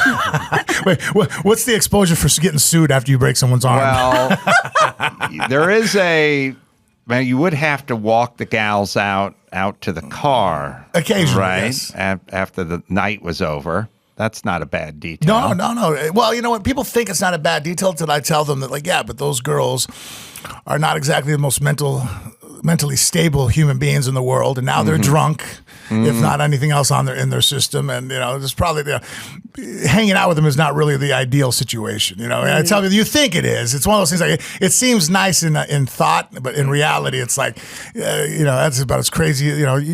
Your survival mode kicks in. You're like, man, I usually have another bouncer walk with me to make sure that we come back safe. Were you start off working the door and then you move your way up into sort of management? How does that work? I think at the highest point, basically I was a supervisor, which was great because I'm basically just a bouncer that walked around solving problems. Roadhouse. Yeah, and look, it worked out well for me because I wasn't into hurting people because I didn't think it paid well, and I didn't need to get my rocks off by twisting up some guy at a bar. I mean, I fight professionally, so who cares if I can choke out some guy who's hasn't seen a gym since he was in high school, and now he's definitely way drunk than he's sober, and so I just walk over and try to solve problems, and I got off on that trying to outthink people, even though and outthinking somebody who's dumb and drunk is actually quite a feat. It's not easy arguing with stupid people, and so I very much enjoyed my job going around there, and look, I'm not going to lie, sometimes people need to be physically coerced into agreeing with me. Yeah, That's that a nice happened. way to say that. Yeah, so sometimes guys had to be motivated, and it's weird, and I'm sure anybody here has any training in a gym. That's the one thing that most men have no clue about. If you sit there and go, hey, do you think you're out of shape? Most guys kind of might think they're a little bit better shape than they're really in, But if you're like, hey, can you fight? Most men over-exaggerate that by about 4,000% on what they think they can do in a fist fight. And so, every once in a while it was my job to remind somebody where they stood in the food chain. And then they got really cooperative and really apologetic, and their manners really just shot through the roof. The food chain wouldn't be a bad name for the buffet over at the Spearmint Rhino. Hey, I got a boner. I'm going to go to the food chain, see if I can walk this one off. We got a kind of firsthand look. I don't know anything about strip clubs and management, but I did see the movie Showgirls and Robert Davi. Oh, yeah. Touch Robert and go. Davi kind of explains what happens kind of backstage and how Right. the ins and outs. And I don't know if It's a documentary, right? Yes. Well, Frank will tell you this is probably true, but if there's something that's false here, you tell us. Yeah, let me look. He's talking to one of the new strippers. Fairly realistic, Was it Frank? just like that? You know what? There's not a lot of falsehood. There's just some exaggerations, and as far as a little bit more than $50. That wasn't a no. It wasn't a no. No. No. Hey, look, hey, here's the thing I tell people. We might have, at the time I was there, 3,000 people come through the door. Is each guy going to go home or have a sexual experience with a girl? Absolutely not. But there has to be at least a little bit, because that one guy that is going to hook up with a girl or if something's going to happen, he tells his buddy about it. It's kind of like hitting the slots, hitting the money at the casino, right? You take your picture. More they put people it are going to up. lose. But it just takes that one guy to win to tell his buddies. It brings everybody else back, think they're going to be the one guy that wins. Oh, interesting. Smart. Yeah, never thought of it that way. Yeah, so I mean, when people say does anything happen to the VIP? We're like, absolutely, and money does cultivate that. And one thing though that I do want to go out there and tell guys is most of the time that being tan and in shape means shit in this club. Better have money. Yeah, you got a Black MX card, you're the sexiest mofo in that club. Ooh, I got one of those. There you go. My friend. You are definitely going to get laid way before I would. So use that to cut up the rails of coke. There you just go. to kind of wave it around a little bit. Eric, Gina's going to a hyperbaric oxygen chamber today. Ah, perfect. Yeah, we also apply that as an alternative therapy, something that helps proliferate the stem cells and increase the efficacy. So really, super it's good for you. real. For sure it is. Oh, good. One treatment, not going to be as 5. efficacious as you want. You should 5. continue to go, but Yeah. it's super good for you, yeah. And also, I have that red light machine for scarring. Another Is thing that- we do as well. Oh, sweet. Yeah, we have a lot of alternative and supportive therapies, and those are both very, very good. Where are we with the cold therapies? Yeah, so cryogenic cold plunge, the Wim Hof method is fantastic. I know that you do that or apply that. I got the cold tub. I do the swimming pool if it's winter time because you can swim. There's one thing to lower yourself in. It's another thing to go underwater for the length of the pool when it's freezing. But the tub. You guys have the Wim Hof tub. We don't have the tub. We have the cryotherapy, so it's more on the skin, which is actually not as good as the tub. The tub is actually better for you because you know what, that upsets me because that's true, because I've done the tub and it's absolutely miserable. I hate it. I'm cursing life 5 seconds into it. When I do the cryo chambers, I'm like, if this is just as good, and you're right, it's nowhere near as miserable, so of course it's not as good. Still good for you, but not nearly as good. Yeah. Everything else in life. How long should people stay in the tub? 3 minutes is a good benchmark. Yeah, if you can do 3 minutes, your heart is in a good place. Your vascular system is expanding as it should. So, at what temperature? By the way, I'm usually? not a doctor or a scientist. I'm the business guy. I'm the founder and the CEO. So everything I say is probably grain of kind salt. of pretty close to correct. Is what kind of temps are we talking about? Sub 50s. Oh yeah, I do that. It kind of sucks. It's also it's very weird the way your body works, which is you get into this tub of water that's, oh God, I might have mine in the low 40s or the high 30s, and you sit in there, and it feels pretty uncomfortable, but you do start to notice, and it's a little bit confined. Your armpits are actually kind of warm, but they're like hustling, trying to grab anything they can do. You know, does your tub have circulating water though? Yeah, it pushes. That's a huge difference when you sit in an ice tub, because that's what we used to do with the horse trough, fill it with ice and sit in it. And I'm like, if you can make it past the first 30 seconds, this almost seemed like there was like an aura of heat around you. Yes. But then I tried the ones with the circulating water. I'm like, oh man, this is way more miserable. But you can generate a little pit and nutsack heat, and then if you spread your arms out or spread your knees out, all of a sudden it gets colder. Doctor, is that true? Miserable enough. Absolutely. The nutsack part, for sure. So every celebrity's got to be knee deep in some version of this. What is the supplement version of what we're talking about? What's everyone on? Peptides is one of the kind of the upcoming secrets, and it's something that a lot of our movie stars, athletes, anybody that wants to live a little bit longer, peptides is something that is the secret. Of course, HGH, human growth hormone, is something that we've all known about for a long time. So that's still something that most longevity people recommend. And what are the peptides? Where do you get those? Right you need now, a doctor. Yeah, right now. So that's in a very gray area, just like stem cell If you feel therapy. uncomfortable, I can talk about it since I have. Yeah, perfect. Frank, take it away. Actually, I'm not on them. Well, no, peptides are great because it's just like a growth hormone. As far as a growth hormone is 191 amino acids, it tells the body, but it does all these things. Whereas with the peptides, you can pick out specific areas. Like there's a peptide BB157, and then TB500. Those two alone are phenomenal for healing. You know, like I just had my neck surgery that healed it dramatically, quickly, as far as even the scar tissue and whatnot. Are you taking it in a pill form? No, it's an injection, and it's like they have pill forms now. Oh, they just came out with pill forms. They do. No, the injectable is the better way to go. Yeah, it always is, especially. Well, you're not, and like what Eric said, the gray area is it's not banned by the FDA right now, but you can order it online. And Hurry up. But it's one of those things where it's like they'll tell you this is used for clinical and not used for humans and for research. Yeah, for research purposes. Yeah. Why is you guys are in Columbia, the facility. Mm-hmm. What's up with the United States, California? Like, why are we behind? Why do we oftentimes have to do this? Is it the amount of red tape and clearances and just everything's on a super slow boat to China when it comes to getting approval to use stuff? Like, why not here? Why not, the best place for you to have a clinic would probably be Malibu. Why not?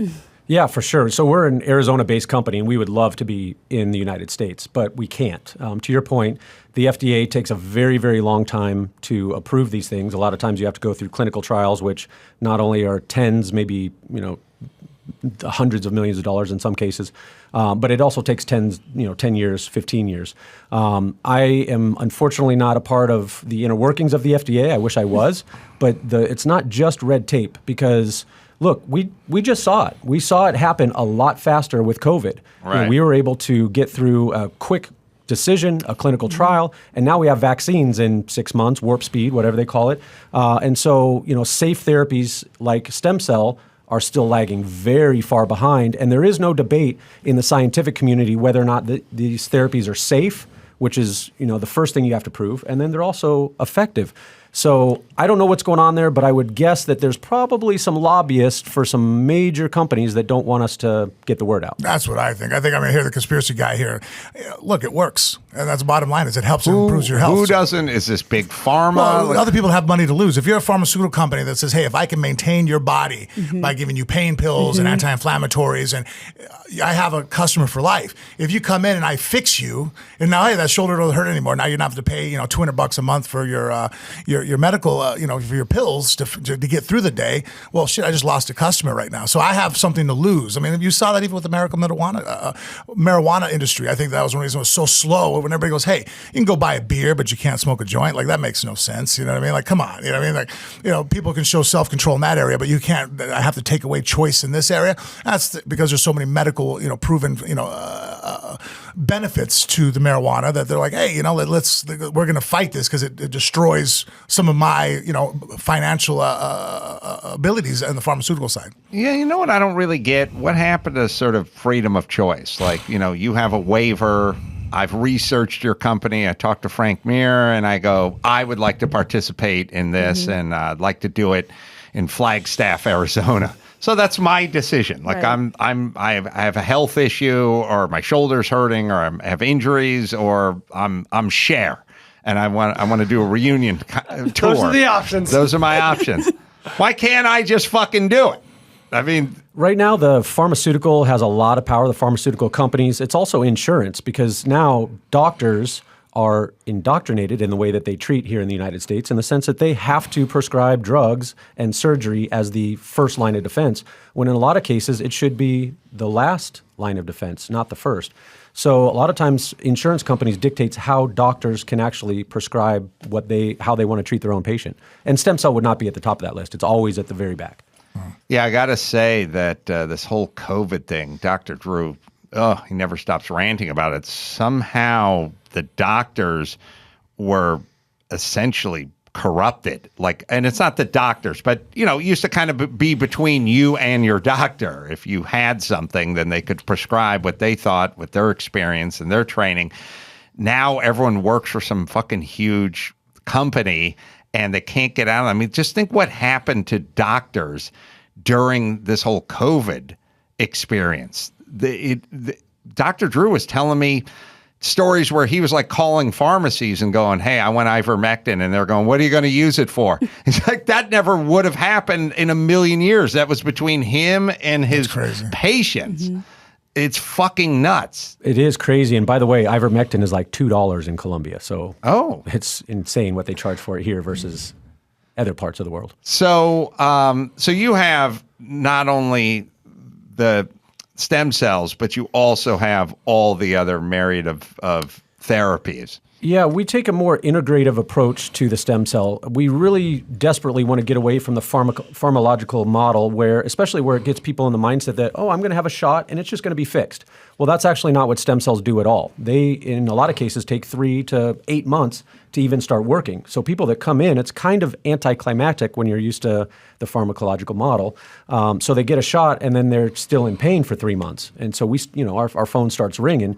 But then at that 3, 4, 5, 6 month mark, people go, oh, wait a minute, this is actually working, because it's getting to the systemic root. Well, yeah, there's a difference between your body healing itself, which takes time, and a pain blocker. Masking. Exactly. Yeah, right. Yeah. The human growth hormone there was a lot of controversy about that. Like, does it lengthen your life? Does it shorten your life? I guess steroids were kind of that way. I don't even know.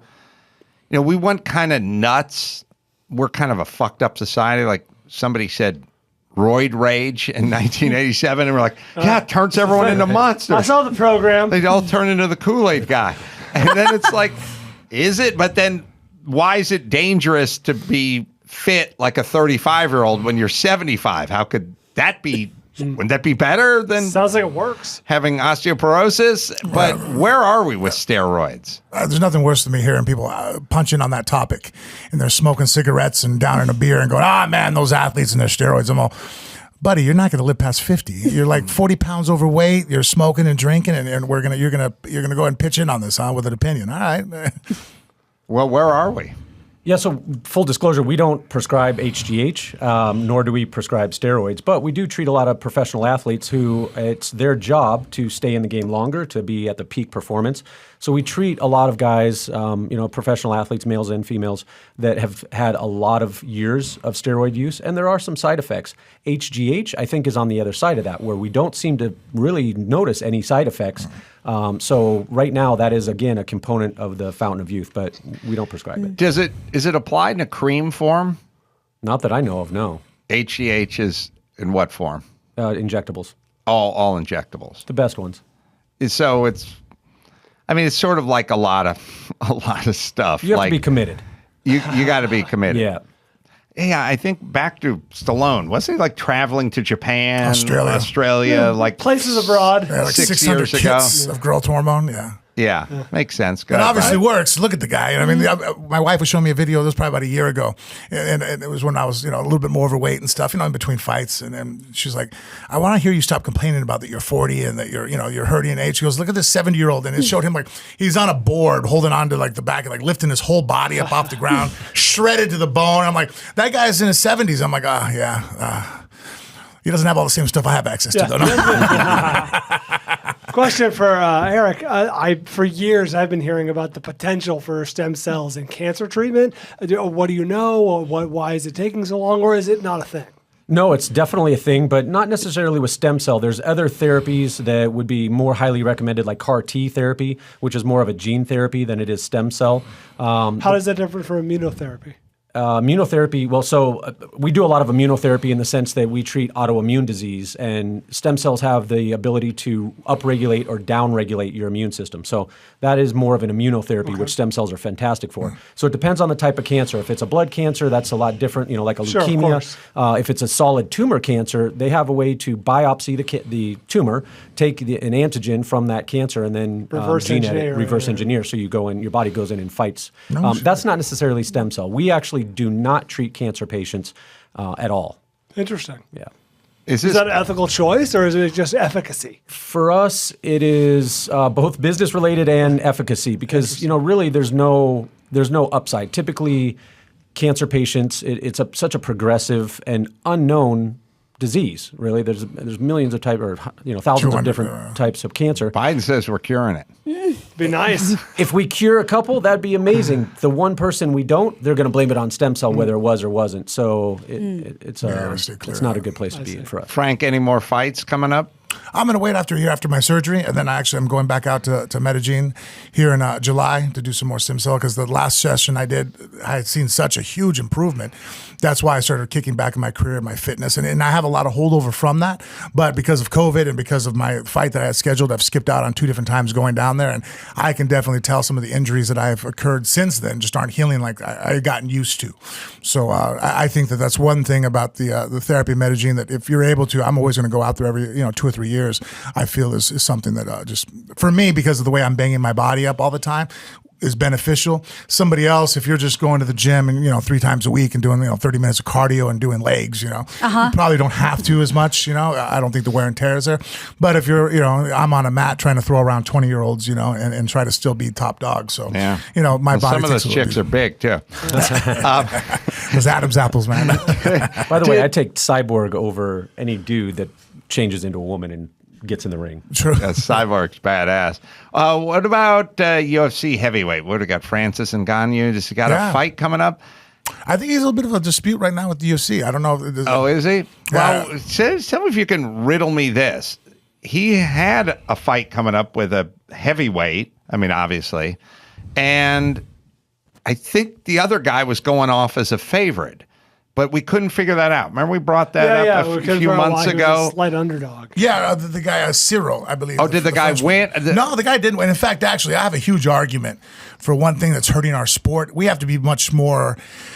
It's our judges, I think, really have to take it, is they got to be a little bit more liberal with their draws. Meaning that if you and I fight round one, and basically you run around and you jab me 3 or 4 times and slap me around and don't land anything of consequence, and I'm chasing you down trying to hurt you, and the round ends, you're like, well, who won? You're like, well, I guess he landed a few more punches, give it to Adam. No.